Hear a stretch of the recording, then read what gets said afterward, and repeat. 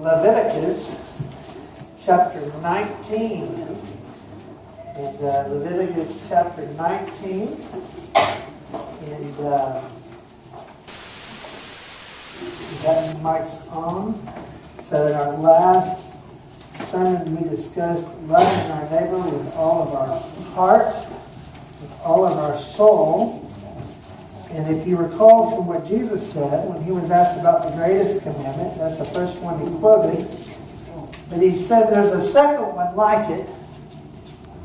And that verse that he actually quoted is, if you haven't guessed already, is in Leviticus chapter 19. And we're going to start in verse 18 just to kind of get that we normally quote, but then I'm going to tell you a little bit about where we're going over the next couple of weeks. So Leviticus chapter 19 and verse 18.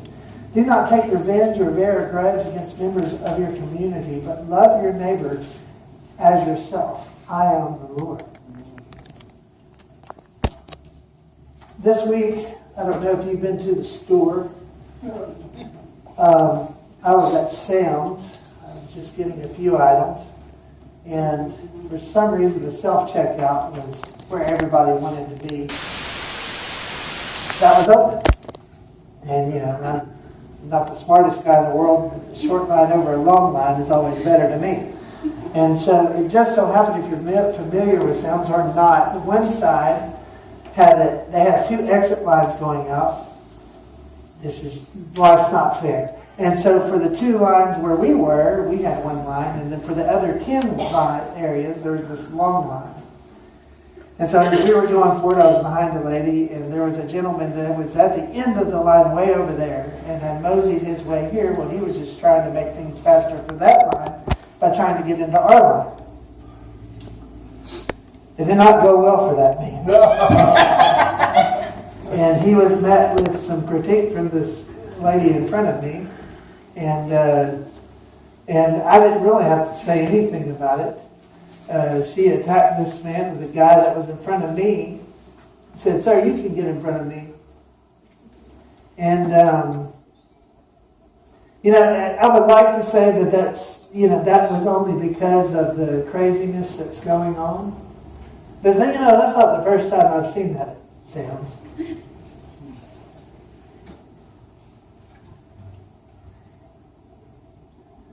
I don't know if it's the first time you've seen it. Probably not. Usually stress just gets us to be more like ourselves.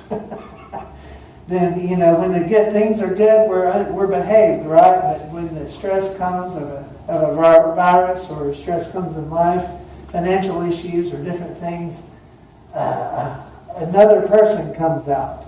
There's the preacher, Brother Reagan, here, and then there's Reagan. That my family reminds me of every now and then, and that occasionally comes out. And I have a problem with that guy. I don't know if you have a problem with you, but I certainly have a problem with me. And so as we look at this text, it says, love your neighbor as you love yourself. And you find that even though we don't relate the two, God relates the two. And in verse 1 it says that how can you say that you love God, but whom you've never seen, but hate your brother, whom you have seen, and who, by the way, is in God's image. And what you'll find is God identifies with the least of these. God identifies with your neighbor. And so what we're looking at today is we're starting. I have good news for you. I have 5 points. So we're just going to do a couple of them today. So this is part 1 and of loving our neighbor. And if you like titles, that's the title to both a couple of sermons we're going to do. Possibly 3. And depending on how much we get done today and next week. So the title of this particular sermon is Respecting the Creature out of Love for the Creator. Remember, love the Lord with all of your heart, your inner man, and with all of your soul. So not with all that the personality that we are, the first thing gave us in His image, but also the nefesh, the soul, the person that we are that you see. You have Reagan that's the part you don't see, the part that I don't always let you see, but you see the other Reagan that's standing in front of you that you recognize as me. How do we love that person? How do we love each other? What does God expect? And if you noticed, this is kind of the end of a paragraph where it says, love your neighbor as you love yourself. Don't know what your Bible says. Some Bibles have a break point at verse 9. Others don't. Mine does not have a break point. It just continues. In some versions of the Bible, it calls it sundry laws, which is just a word for just random things. But actually, from verse 9 to 18, God talks about how you treat people. And the conclusion of that is verse 18, where you have the quote from Jesus and what we know as the second greatest commandment. So we're going to deal with this, but we're actually going to begin in verse 9. And we're going to start, and you find a sequence of events, and at the end of each thing that God teaches us about, He's going to say, I am the Lord. You're going to do this because I am the Lord. Okay? And so we're going to begin in verse 9, and here we go. When you reap the harvest of your land, you are not to reap to the very edge of your field, or gather the gleanings of your harvest. You must not strip your vineyard bare, or gather its fallen grapes. Leave them for the poor and the foreign resident. I am the Lord your God. You must not steal. You must not act deceptively or lie to one another. You must not swear falsely by my name, profaning the name of your God. I am the Lord. So let's look at verse 9 again, and we'll dig with this.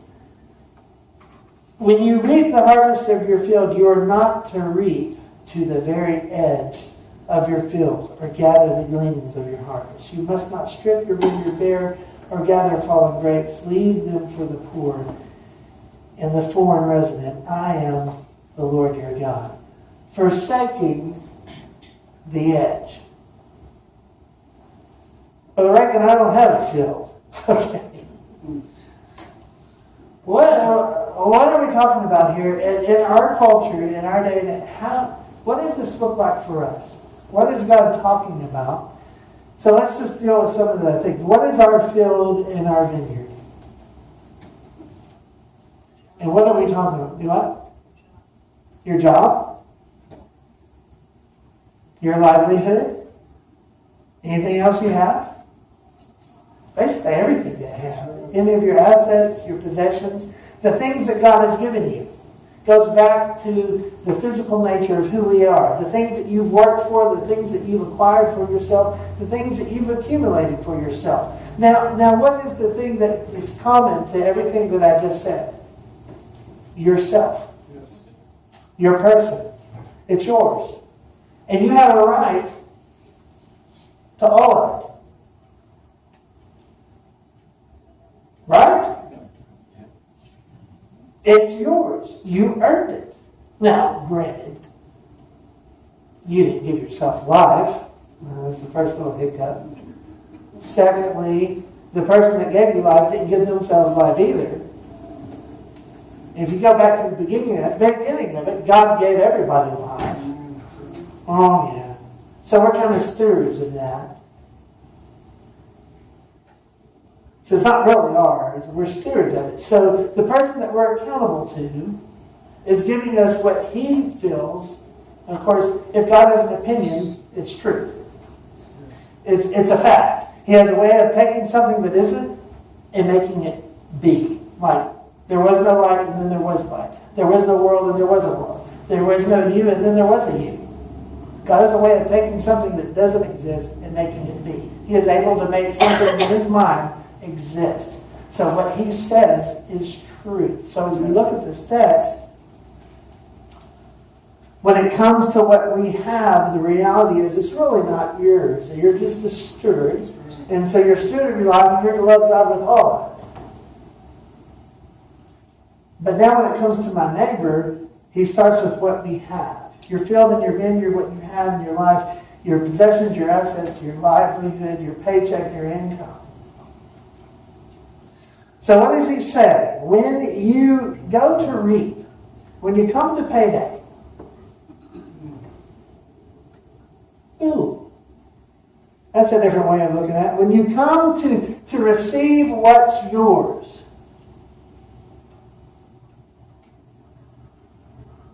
don't go to the edge of your field. Are y'all familiar with, well, in the Bible, what it teaches, I'll just give you a very snippet of the law. Number one, when they went into the land that they possessed, everybody had a portion of the land. It was an assignment. That was your inheritance. That's what was yours. And even if you sold it in the year of Jubilee, you get it back.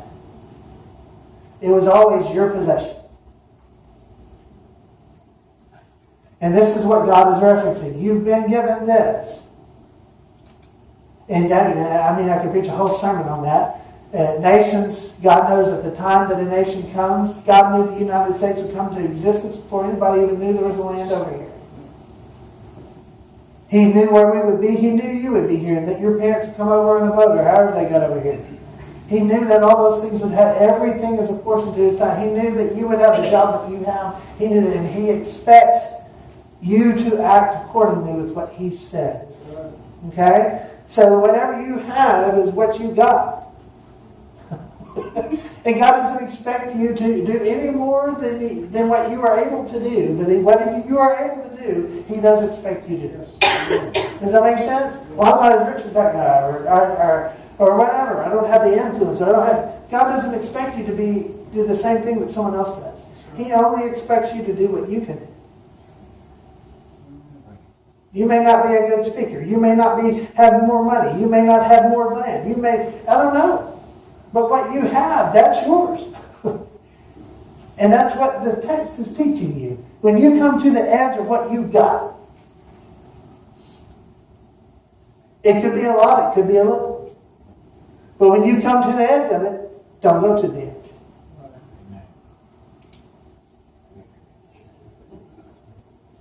When you come to the edge of your produce, you've got to take that produce. You've got to take what's yours. That's not yours.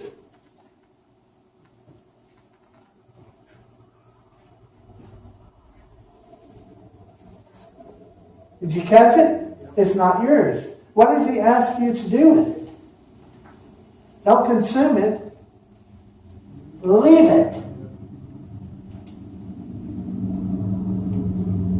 Isn't that interesting? So when you come to the last roll of toilet paper on the shelf, leave it. Oh. Why? Just because you have a right to it doesn't mean that you need it. And in our day, literally our day of hoarding right now, I actually was watching a guy, he bought a freezer to put all the 2 baskets that he had because he didn't need it. And God says, look, you can do that. But when you come to the edge,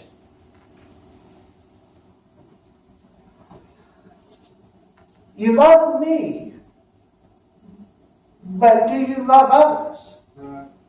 Okay? So what I require of you to do, because I am your God, is I want you to leave that edge.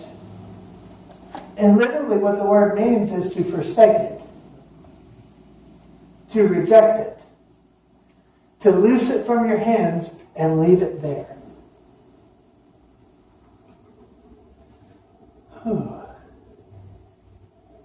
So that's what we're supposed to do. Well, why? Why do we do that? A couple of reasons. Who do we leave it for? Your neighbor. But your neighbor looks a little differently in this text. It's in the latter part of verse 10. It says, leave them, forsake them, for whom? The poor and the foreign resident. The idea here is for those that are unable to take care of themselves for a variety of reasons. We'll get to judging later, how we judge our neighbor next time. I don't have time to deal with that today. Not to do it justice. You're to leave it there for your neighbor who may not have. It doesn't tell you to leave a list of, if you haven't done this or you haven't done this, then you can't come to my fitness. It doesn't say that. It just says you forsake it. You let it go and leave it there for whoever comes to get it. Amen. They could be poor. They could be afflicted. Maybe they couldn't work because they weren't healthy to work. And I'm sure there are people that abuse the system, but there are people that don't. Yes. That's not for you to... God didn't have a list of things there. He just says, look, when you come to the edge of what you have, don't go to the edge. And why do we do that? Well, it's real simple. Because I'm the Lord. Do you ever have your dad, you ask me, and I did this a lot, why did I have to do that? Because I said so. Yeah. Didn't you love your parents? Hopefully you have your parents tell you that wonderful idea. Because I told you to. And why does God have the right to do that? Well, a couple of reasons. Okay, number one, He's the creator and you're the creature. Okay? And so if you're a creature, then the creator has the right to tell you what to do. Right? But it goes a little bit beyond that, especially as believers. Because we were once dead, right? In our trespasses and sin. And now we're alive to God in true righteousness and holiness. So not only did He make us, but even when we destroyed ourselves by our own sinfulness, God sent His Son to die on our behalf to ransom us. So not only were we already here, we're His, He had to buy us again. That's right. Amen. Right? Like the guy that had his gardening tools and he forgot about them. He was out working in the yard. He came back the next morning. Guess what? They weren't there. He went down to the pawn shop and guess what he saw? His stuff. His stuff. So he had to pay for his stuff that he already paid for. That's called redemption. He redeemed what was already his. You have already been paid for with a price. You're already God's in the first place. Amen. Abandoned to sin and death, but He conquered that and rebought you again. He doubly has the right to tell you what to do. Amen. He says, when you come to the edge of what you have, it's yours. But what you should do is not go to the edge. And it's a law, but we want to judge people on the law, and we don't want to look at the spirit of it. God's not trying to tell you what to do. He's trying to tell you how you ought to be. We're not human doings, we're human beings. And if you love God with all of your being, then when you come to the edge, your heart will be like God's that, hey, there's people that don't have it. And so let me leave that there for now. Because see, that's what God would do. And as I recall, He causes the rain to fall on the righteous people and the unrighteous people.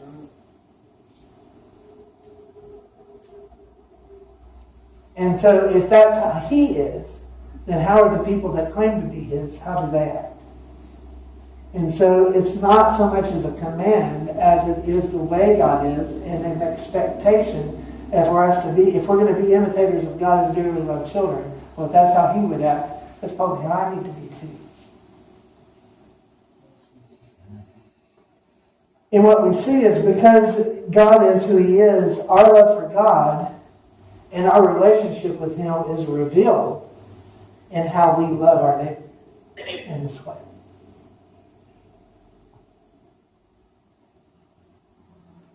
Does that make sense?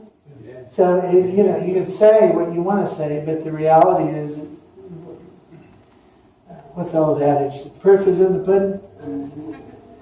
Okay, you can say what you want to say, but the reality is, what does your life demonstrate? And that's what God is more concerned about. He's more concerned about what you be and how you are and the motivation behind it. And that's what loving your neighbor is about. And so when we come to the edge of where we are, do we consume it and hoard it for ourselves? Or do we do what we should do with those things? Is number one, love the Lord your God with all your heart. So give Him what's His. Most people go with the 10%. Of course, the New Testament calls for 100%. Giving all of yourself. So wherever you fall in between that. Of what? My money? Well, yeah. Of my time? Yeah. Of everything you got. Well, when you come to the edge. And not 10% of that stuff on the edge. No. That's somebody else's. That 10% of what's here. In the middle.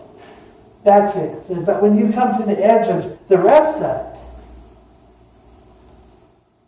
he said, that's for the afflicted. That's for those that have found themselves in circumstances that sometimes they're ashamed of.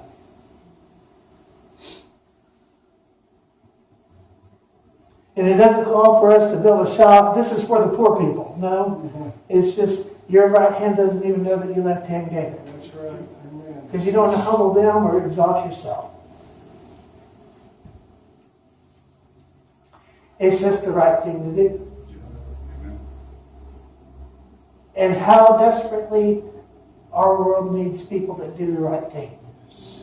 Amen. In an age of fear, we have to operate in faith. Yes.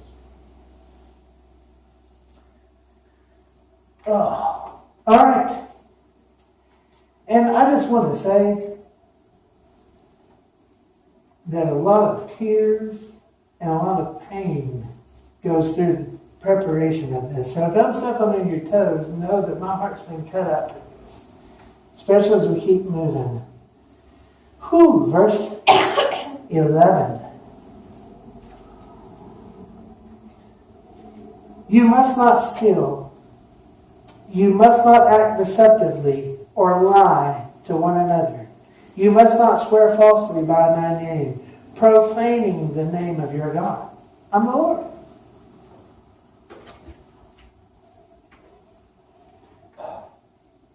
Second point. Do not kill God's name. Do not destroy his reputation. Profane, literally, I'm going to go ahead and skip a couple of points and get to profane to explain my point. Profane is to bore a hole or to pierce.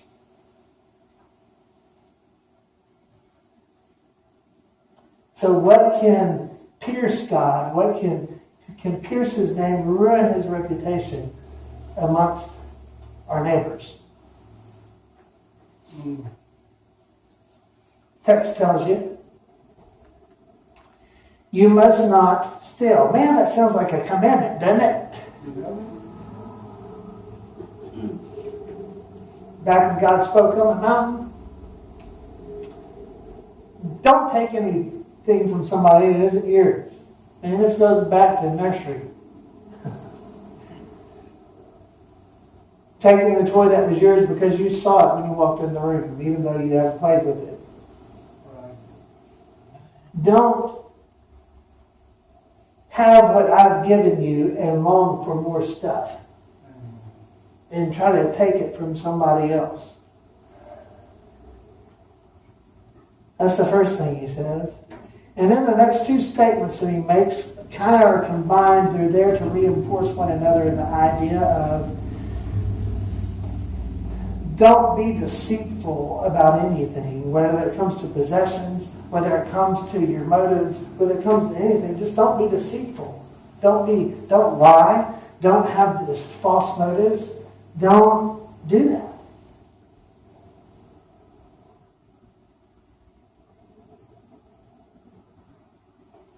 So don't take something from somebody, or don't act in a way that you're acting deceitful to try to convince someone to give up something that you want. Right. It's just weird how God just kind of knows directly how we are. Yep. Amen. So act honestly. Again, what is the motivation behind the law? The motivation behind the law is that you just be honest. It's funny to me how people call me on the phone and, they ask me, hey, have you done this or that? And salesman or whoever. And no, I haven't done that. And it's funny, they'll say, well, we thank you for your honesty. Because they already know what I have or haven't done. But it's funny to me how that implies that there are a lot of people who lie to them.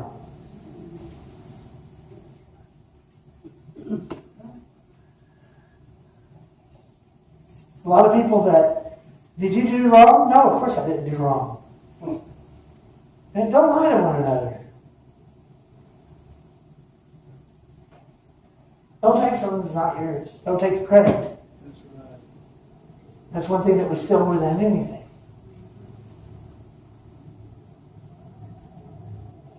Don't take something that's not yours. Don't deal falsely with people. Don't have a secret idea in your mind and play from that idea. Bring it all out to light. Why?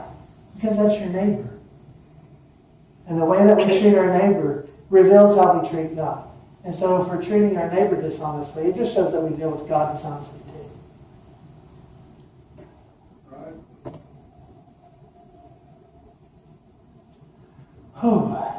Like I said, this is rough. Okay. Don't be deceitful. Is there anywhere that you're acting dishonestly? Well, you don't understand how that person treated. It's not about how that person treated you. You're only accountable for the field that you're in. That's right. And if you're curious as to any dirt that you may own or have, even if you don't own anything, here's a little bit of dirt right here. This is the only dirt that we truly own, and we don't own it for long. It's borrowed. And we have so many years, and that dirt's taken away from us. So with the field that we've been given, how do we act with it? In the next part,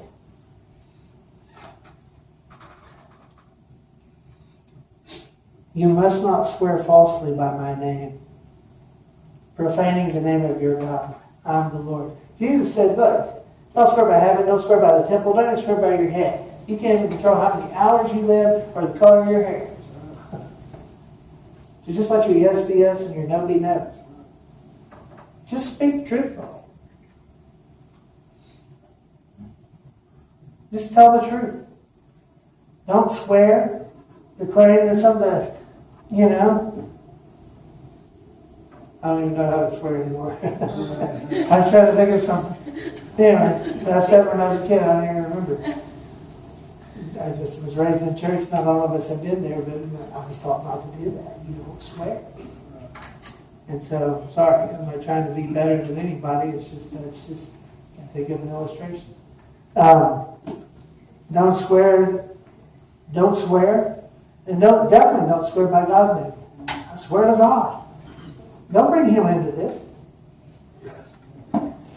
You don't want to bring Him into this. He doesn't show favoritism. He don't lie to people. You just involve somebody you don't want to get involved. That's right. Because He's always right. And He's sure. And here's what He's saying. When you get me involved, you're ruining my reputation. And understand, He don't take that kindly.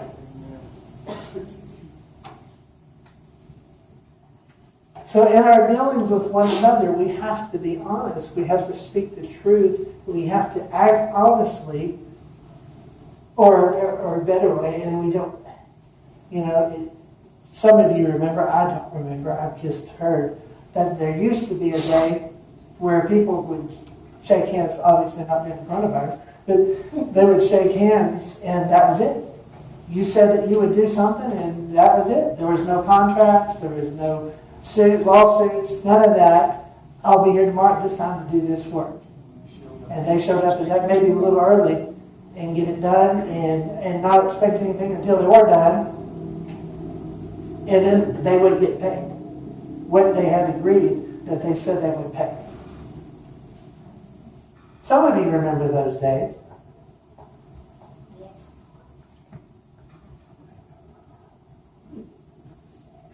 Where did that come from? From a people that did and acted honestly and spoke truthfully. When we don't do that, it profanes. It bores a hole in God's name. It doesn't bore a hole in your name. It bores a hole in His name. It destroys His reputation amongst whom? Your neighbor. Those who don't know. What was it Gandhi said? You remember Gandhi? God, peace. He was a Hindu all the way to his death. Do you remember I remember a quote that he once said.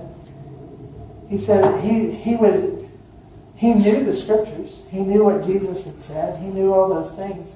And he made a statement. He said, I almost became a Christian until I met one. And they didn't believe, didn't act in a way of anything that Jesus taught.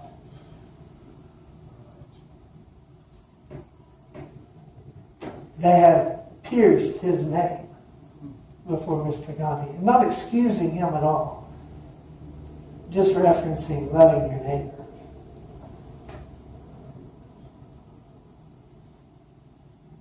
See, there's a statement that can be made that none of us wants to think about, but all of us will have to face the question as well asked. Who have we pierced God's name in front of? Our children? Our siblings? Oh, I just went straight to that. Our parents? Our grandparents? Our cousins? Who have we pierced God's name? Killed it in front of them. They won't listen to us because we're hypocrites, right? That's the word, isn't it? How can you say this and you do that?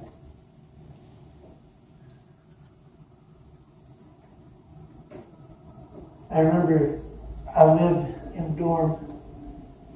When you live with people, you can't hide your actions.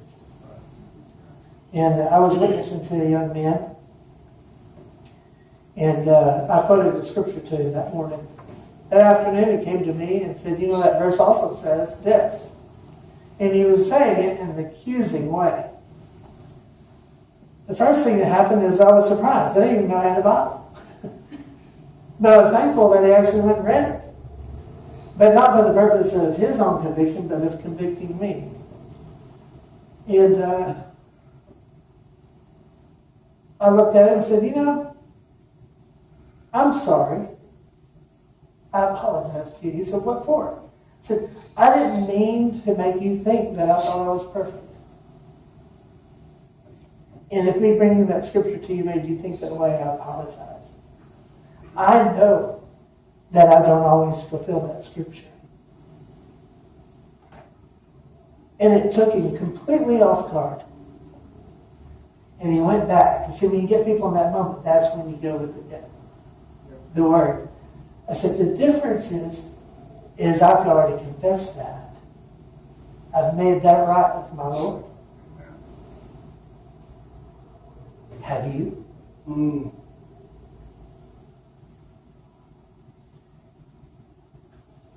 And he turned and walked away. See, the thing about us is we have to embrace the truth if we're going to speak it. And the truth is that I'm a failure. I'm a sinner. I self-deceive myself into thinking I'm right and doing the things right. And then as soon as I do it, I condemn myself for it. But even when our hearts condemn us, God is greater than our hearts. He is, 1 John 5, I believe, God is able to help us and sustain us. Amen. Why? Because His goal is that we would imitate Him. That we come to the edge of what we have. We don't just keep it for ourselves. We give what's Him to His, and we share with those who have need. Secondly, in all of our dealings, we're honest. We don't act maliciously to our neighbors. Why? Because we belong to the Lord. And secondly, if you truly love your neighbor, you treat them the way you want to be treated. Amen. Any of you been down in your luck? Weren't you thankful that someone showed you kindness? Any of you acted the wrong way, been a liar? Weren't you thankful that someone forgave you for being that way?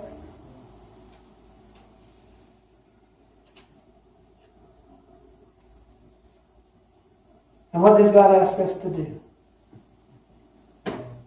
He don't ask you to go venture to new lands. He said, in the land that you live in and the field that you're in, you just do what is right. What does God ask of you? But except to walk justly, to show mercy, and humbly walk with your God.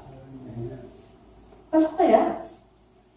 Be kind to others when they're wrong, and do what's right, and try to keep up with me. That's the Reagan Reeves paraphrase version.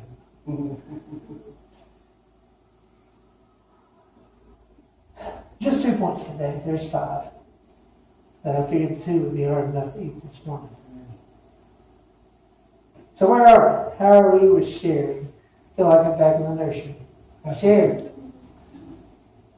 And how are we with honesty? How do we treat our neighbor? Let's pray together. Father, thank you that you demonstrate how you treat your neighbor in this, that while we were yet sinners, you died for us. You paid the debt that you did not owe. You showed love to people who shook their fist in your face and asked you not to tell them what to do. Don't give me rules.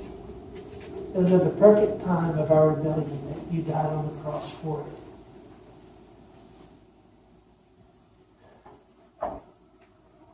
Lord, help us to love people even when they're not very lovely. And Lord, help us to be as children of above. To walk in humility, to walk in peace, to walk in love.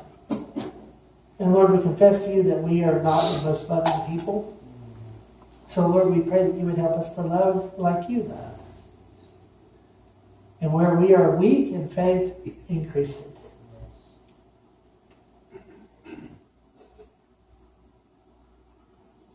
Where we lack patience, help us. For your Spirit gives it. And may your gentleness and kindness overflow to others that we might be able to give a reason for the hope that we have. So that when we speak that truth, your name is not pierced, because we may speak it, but we haven't lived it.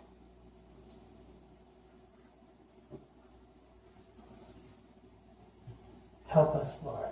In Jesus' name. Amen. Would you stand with me? What's God asking you to do today?